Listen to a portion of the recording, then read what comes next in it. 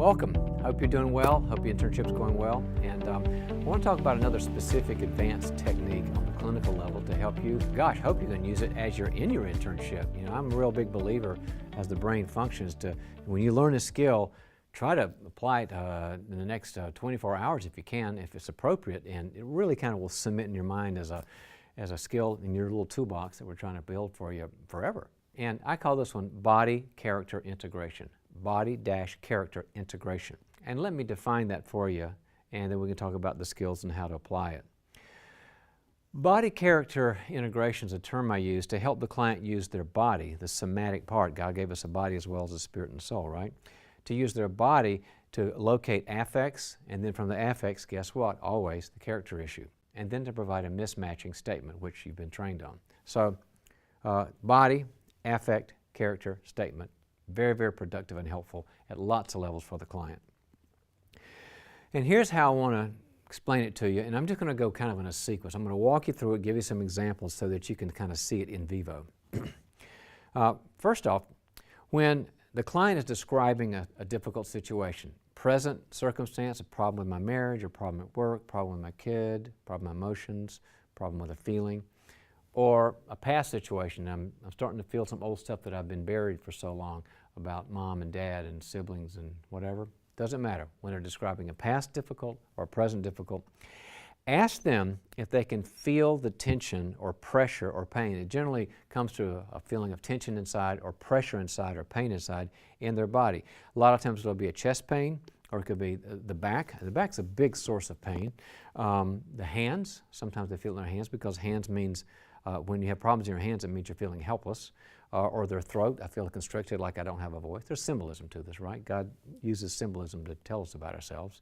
So ask them, can you feel this as you're talking? Where do you feel the tension? Just don't suggest that part of the body to them. That's up to them, but I'm just throwing that out so you know that. Just say, okay, I'm hearing a lot of tension and pressure and pain. Where do you feel that in your body? And some of them will go, well, nowhere. I am not feeling anything in my body. We'll just help them with that. Well, you know, when I get somebody who's resistant with that, sometimes I just use a menu and I'll just say, well, if I were in your shoes right now, I'd be feeling kind of my heart breaking right here in my chest, or I'd be feeling like throwing up like my stomach. Don't give the menu though until they just get lost. Some people are so detached from themselves, have no way of accessing themselves, you have to give them a little menu, but don't if you don't have to. Once you've done that, then work with them to determine the character origin of the issue. Help them to determine the character origin of the issue and say something about it. And I'm going to give you some examples so you get a feel for this, but you kind of do this with them. Remember, when they've got to make a statement about their life and their hurts and the things that went wrong, it's kind of a collaboration. You're the professional and they don't know a lot. But you got to make sure when you do it that they're engaged and trying it out, and they might say, well, it doesn't feel like this, and you try different things. It's got to be a we there, because what you really want is for them to go, that was it. That's exactly how I felt. That's exactly how I thought. So there's a real we to this. Here's some examples. Brenda, you're feeling disconnected and detached from yourself as when your mom would attend to your functional needs. She was good at the functional needs, but not be interested in your relational needs. Let me say it again. Brenda, your chest pains are a way of screaming to you that you're feeling disconnected and detached from yourself as when your mom would attend to your functional needs but would not be interested in your relational needs. Here's another one, just throwing these out for you to kind of think about. Sam, your back is telling you that you're terrified that you're going to be rejected, which is what happened when your dad withdrew from you when you challenged him and pressed him to make a decision. Here's another one. Gail, your throat pain and constricted throat are telling you that you feel helpless to say something and have a voice, just like when your mom would just shut down when you wanted to have a difficult conversation with her. Joe, that headache's telling you that your judge is punishing you right now and being critical, because it's a lot like how you learned how to be critical of yourself from that coach you were in so many sports with, who was so hard on you. You've like internalized him, and he kind of gives you headaches now. Now you see, in all these little scenarios, we're tying in the pain, we're also tying in the feeling, and we're also tying in the character part. It just kind of gives you a great way to get to the bottom level of these issues so you can help the person. Now, I mentioned earlier, simply just saying this is great and it helps, and they get a lot of relief from that and the lights come on. But what really helps is a mismatching statement. As you know, mismatching is when they get a different response to something painful or bad that's much more redemptive and healthy that, sort of like changes their insides. So I'm going to provide some mismatching statements that I want you to have them say about themselves. It's when they say it and they feel it and they own it that the change starts happening in their brain.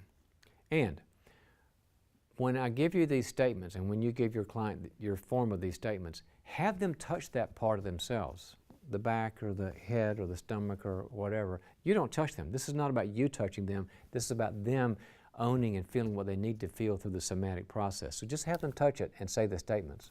So here's one.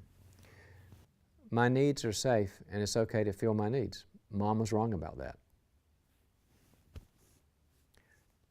I can reach out and people will want to be with me and be warm with me as different from Dad. My teacher was full of it and I'm taking back the power now. She was wrong about me. Mom couldn't handle my voice and couldn't handle my confrontation, but there are a lot of people that can, and I'm strong now. Now you see what you've done. You've helped them to identify what the message was, what the feeling was. So it's not just the body talking now, it's the feeling talking, what the issue was. And now they have this redemptive way of saying, I can be free of all this. And they own it and they feel it, and you're in the room, they're just kind of guiding the process. Now, how does this all end up? You should see if this goes right, and they don't always go right the first time, but they should as they get used to this process. You should see abreaction.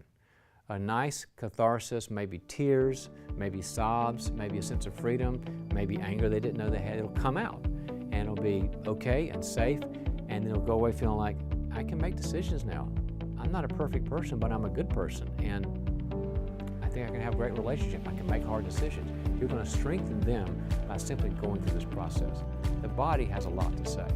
Anyway, I hope this is helpful to you.